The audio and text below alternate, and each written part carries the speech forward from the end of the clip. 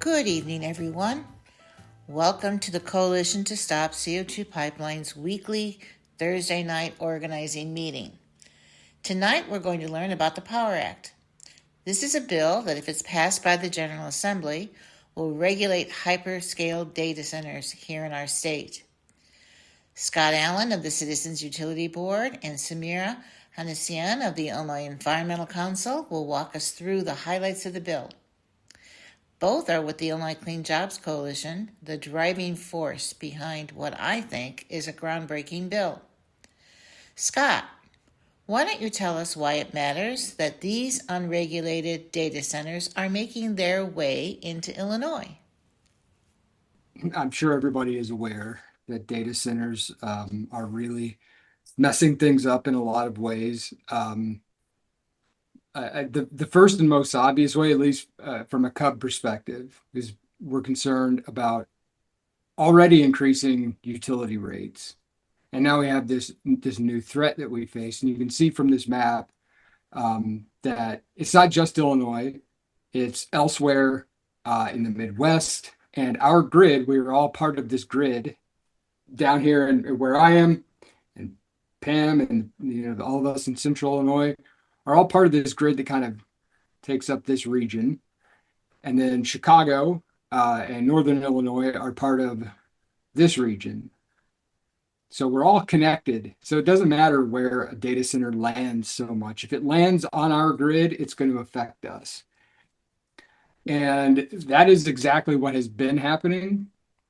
So for those of you who are Ameren or ComEd customers, about a year ago, last summer, after June 1st, so maybe July or August, you got your first Ameren or ComEd bill, opened it up, like, my God, what happened here?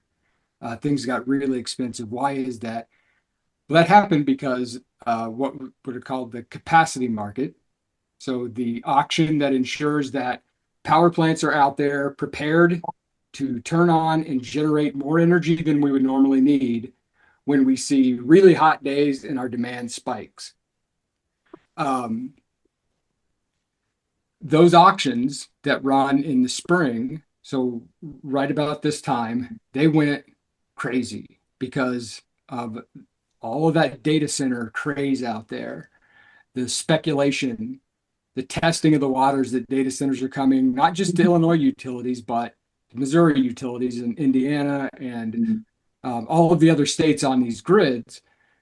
It has caused those energy prices to sort of artificially jump up because we're expecting the worst.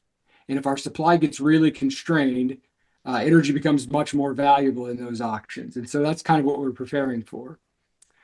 On the other side of that, so that's the energy side of it. On the other side of our utility bills, made up by the delivery part. So the money that we pay to Ameren and to ComEd so that we can use their poles and wires to bring electricity to our houses and our businesses. There's also a huge strain on that because you can imagine that you're building this huge data center and you're going to have to build all sorts of infrastructure to bring it online. And that infrastructure costs a lot of money. So the combination of these two things is what has caused already, even though we're not yet seeing all of these data centers be built, just the threat of them is driving up these prices. Yeah. That is also the assessment of the PJM grid. They run these auctions and they make sure that they make sure that there's enough electricity on the grid. Well, there's an independent entity that watches over the PJM auctions, and they monitor, they analyze, they report. But they're independent of the grid operator, and they have attributed data centers as largely the reason that we're seeing these electricity markets go crazy. So that's sort of one issue that we're having to deal with here. And then Samir is going to talk about some of the other issues that come along with this. Yeah, thanks, Scott. Um, so ICJC has spent well over a year plus, identifying these issues and better understanding what we need to do here in Illinois specifically. Well, what we have the ability to do in terms of jurisdiction, as well as what we can do to address the influx of data centers, especially given the general political lay of the land.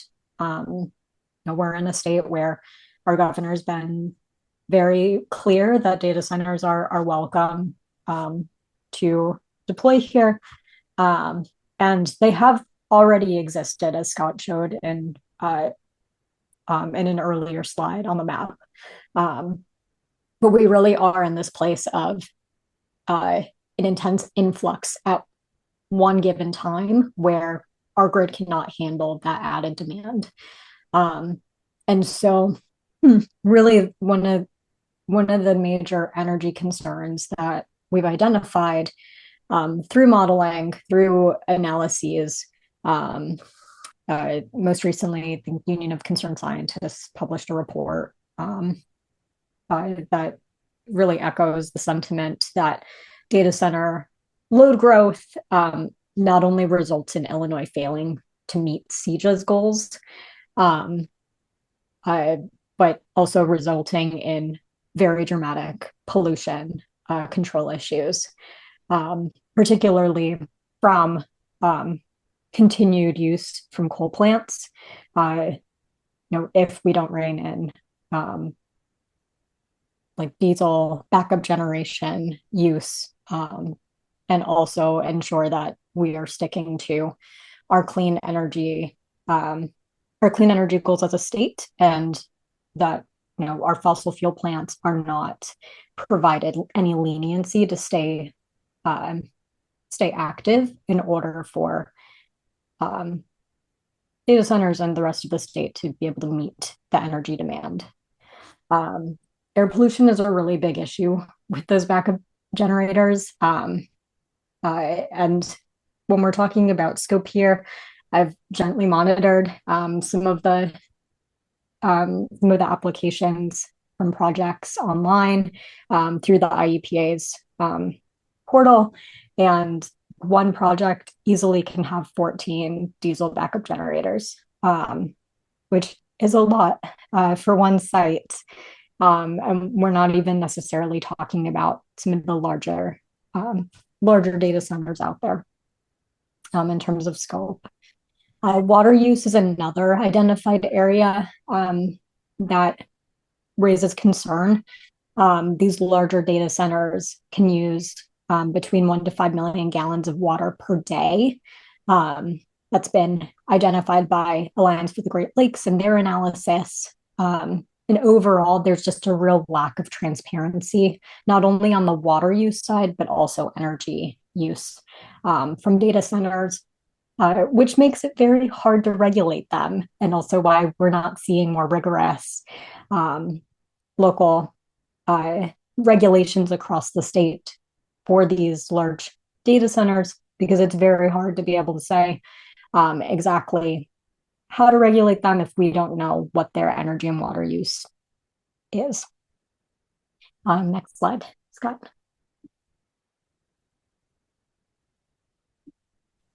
Great. So with that said, we've identified a series of solutions in classic environmental coalition spirit. We don't like to present the issues without saying, and here's what we can do about it. So again, I know that y'all have been tracking the Power Act, and this is the part of the presentation where we'll really be able to dig into the solutions, the policy measures within the bill. So our lead sponsors include Leader Gable on the House side and Senator Bilavalam on the Senate side. We're very happy to have both of those leaders at the helm. We have identified 3 key buckets for this policy, or for this bill. So we're looking at energy. We're looking to ensure that we're establishing policies that protect our CEJA goals and ensure that data centers and not Illinois consumers or ratepayers shoulder the costs for data centers, energy or water use. On the community side, we want to establish critical protections to ensure frontline communities are meaningfully protected, supported, and engaged in local permitting and approval processes. And then on the waterfront, critical that we establish transparent reporting and sustainable water use requirements to ensure that our water resources here in Illinois and that our consumers / ratepayers are protected. Next slide, please. And Scott, I'll pass it to you to talk about the energy provisions more in more detail. Thank you, Samira. And so recalling back to what I mentioned about the kind of two areas of concern when it comes to increasing utility costs on the energy side and then on the infrastructure side. So what can we do? How can we change the rules so that we're protected from that? So the first thing that we propose is creating a new tariff. And I don't mean tariff in the sense of like the import tax that we've been hearing a lot about in the last year or so. Tariffs are the guidebooks, the rule books for when a customer wants to interconnect to a utility.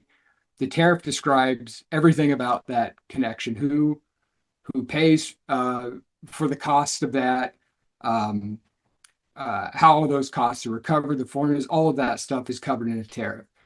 So the way that things are right now, and I'm sure if anybody has heard any of these discussions at a county board meeting or a city council meeting, where the data center maybe sends a representative and they say that they don't have to worry about the cost because the data center is going to cover all of that cost up front. We'll take care of all of that. Well, that's not the way that it works, because we don't have the mechanisms in place, the tariffs in place to cover that. So if you think about what we're trying to do here, we want to create a new customer class specifically for hyperscale data centers. And so imagine you have a data center that it's 100 megawatts. They tell the utility that we're 100 megawatts or 500 megawatts, whatever it is. And the utility is looking to see, okay, how much are we going to have to build? What are we going to have to build out to meet your data center's needs?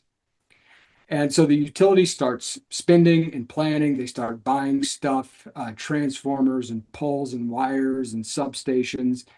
They start buying that and they start building it. And then when it's time to hook up the service, the data center says, never mind, it turns out that stuff got more efficient in the last 2 years. And now we only need 50 megawatts of service. Well, the utility already spent money on 100 for 100 megawatts of service. And the utility is going to recover that money from its ratepayers. They're not going to eat those costs. They will recover that money. The way that it's set up right now is the utility would recover that money from all of its rate classes, including ours, residential rate classes. So what we're proposing is we create a separate rate class where these data centers go, and then nothing can leak out. So if you have that same situation where the data center shows up and now they need less power, or maybe the AI bubble pops and now this data center is not even going to be built, yet all of this infrastructure has, it ensures that those costs are recovered only from other data centers within that class. So that is how we ensure that the data centers truly are covering the cost of their own infrastructure. So that's again on the infrastructure side. On the energy side, we're asking that data centers bring their own new clean energy and capacity.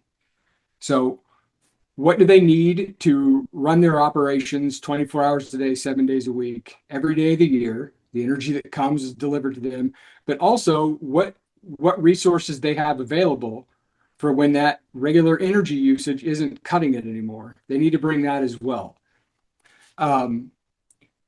Figure that data centers have really two main priorities. One is to ensure that they can run around the clock every day of the week. That is very important to them. The second is that they want to be interconnected to the utility as quickly as they can because they're in competition with all of these other data centers. This entire industry is being driven by who can make the fastest AI, models and whatever it is that they do. So based on those two needs or those two wants from data centers, we're saying that if you want to have that uninterruptible service, you bring your own energy and capacity, and then nobody has to worry about it. You can either, pay somebody to build that, or you can contract for it, but it has to be new. It can't be something that has already existed. And if they were to bring, say, 60% of what they require, then they can be assured that they could only be interrupted for 40% of their service, if that makes any sense. So if we get into a situation where we truly are dealing with a serious grid crisis and MISO or PJM, the grid operators, have to start curtailing loads, they will curtail the data center's load too, unless they are responsible for their own generation and capacity. That's the only way they can assure that.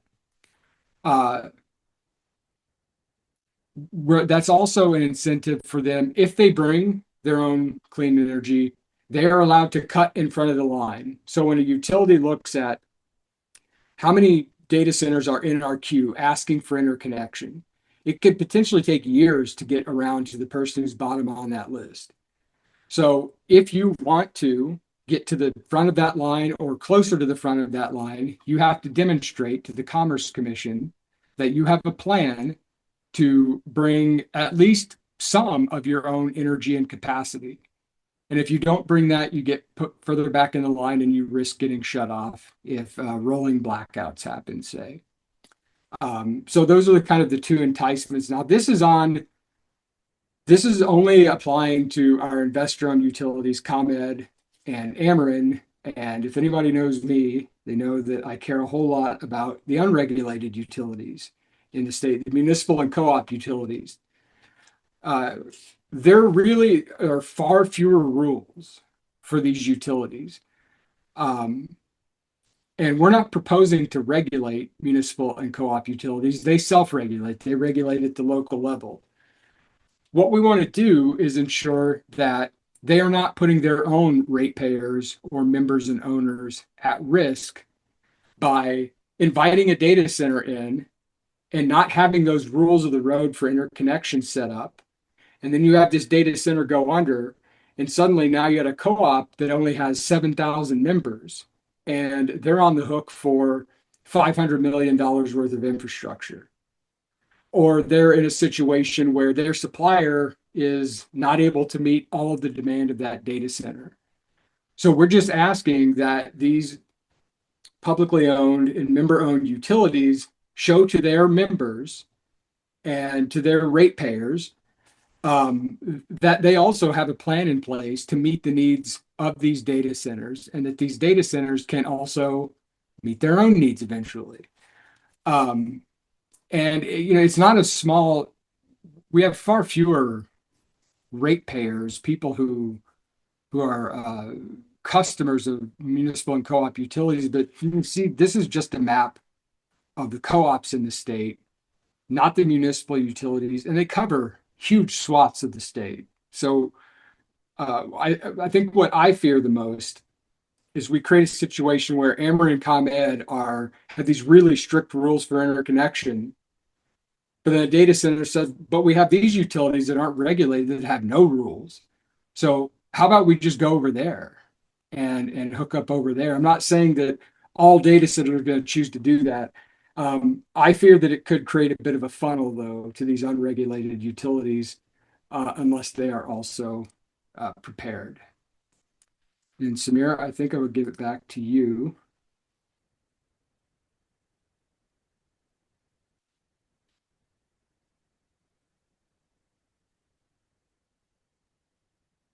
Oh, you're muted, Samira. Novice mistake. Thank you. So Scott just talked about the energy side. I want to talk about the community engagement and protections that we have built into the bill.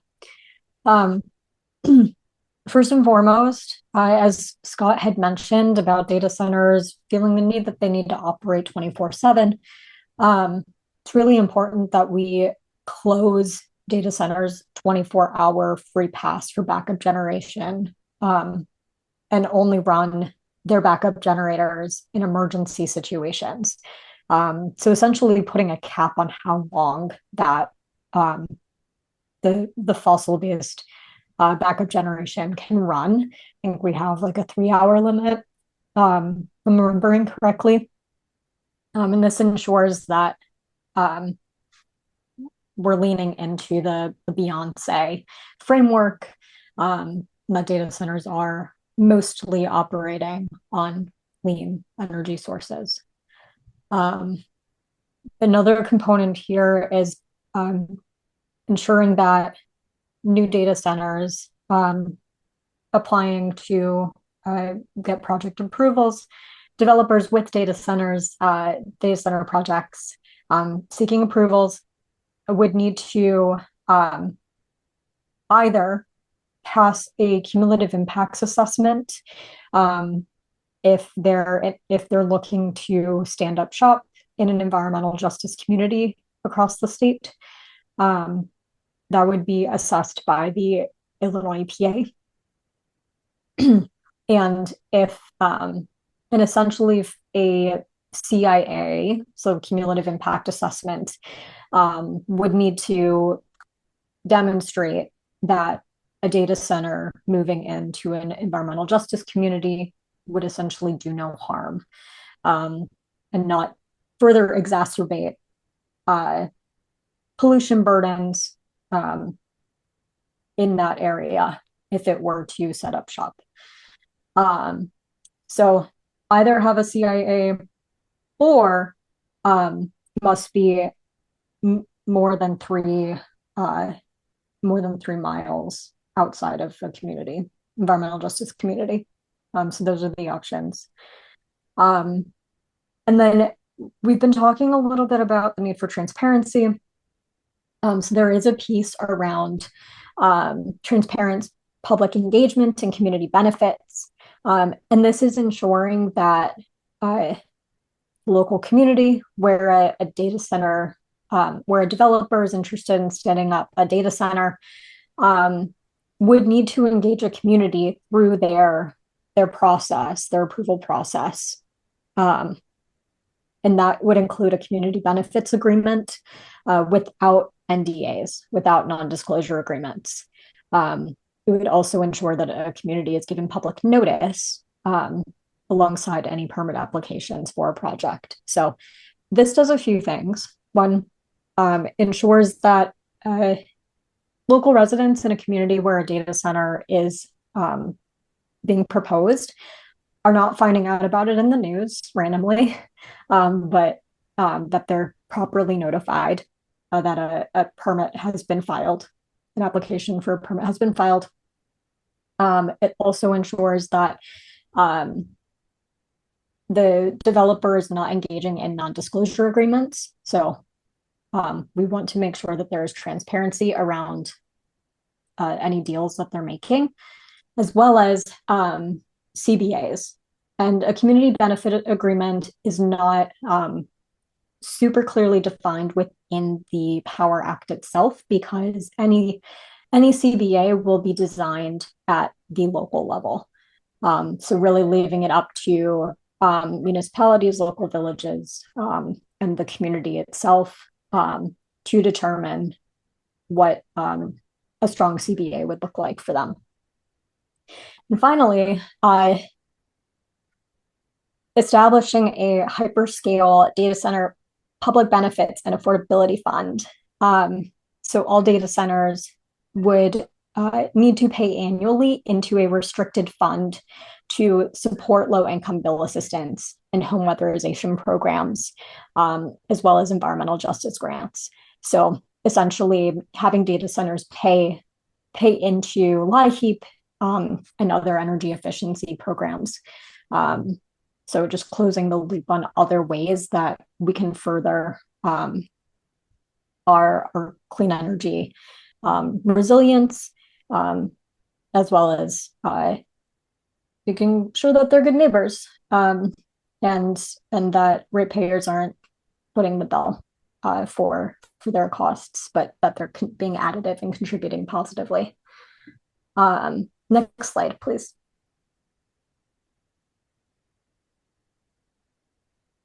Okay, so the final bucket here, we made it to water. And this one is really interesting. I had mentioned that there is really limited to no transparency around water use of hyperscale data centers. This has been a very challenging area to try to develop policy around, but I think our team of experts and partners have done a really great job of finding sound policy measures to introduce here. So really at the heart of all of this is ensuring that we are creating transparency and reporting by data centers so that we can know in the future how to better regulate them. So in order to do that, we're establishing that data centers need to transparently report their expected and actual water use, including where they are getting their water, how much they're taking, how much they're using, discharging, what the quality of that water is. Is it potable, drinkable, or not? Is it gray water? So really important that we have them develop a water resources plan and water usage report that, again, is public. And we also want to encourage them to use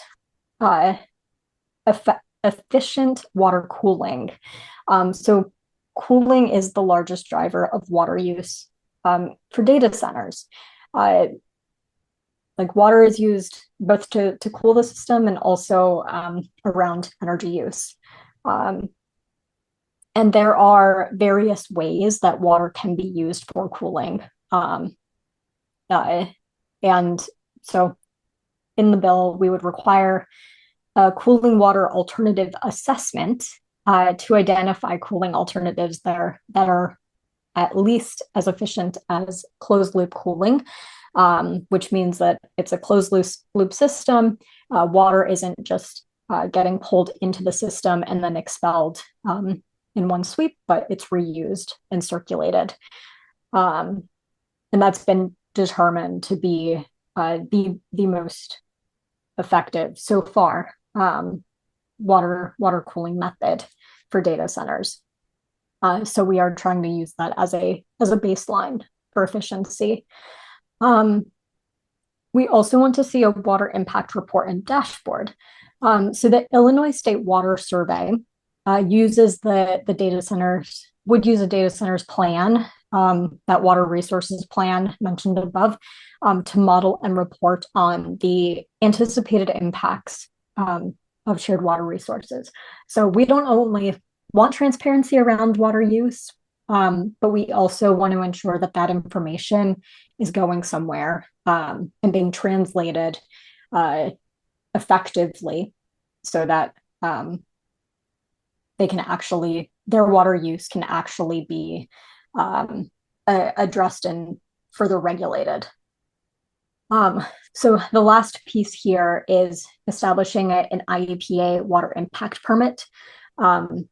So this would essentially empower the Illinois Environmental Protection Agency to use all of the information that I've been talking about to make an adverse resource impact determination, further require water efficiency measures, and ensure that data centers pay for their costs.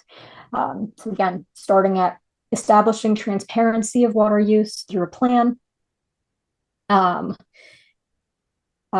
setting up an analysis through the Illinois State Water Survey, and then creating a permit that a data center would need to get approval for through the IEPA. So that concludes the bulk of the fact sheets that Pam had mentioned at the top, but most importantly, telling you all about the Power Act and the key pieces to note. So just to wrap up here, and then we'll get into Q&A. There are ways to take action.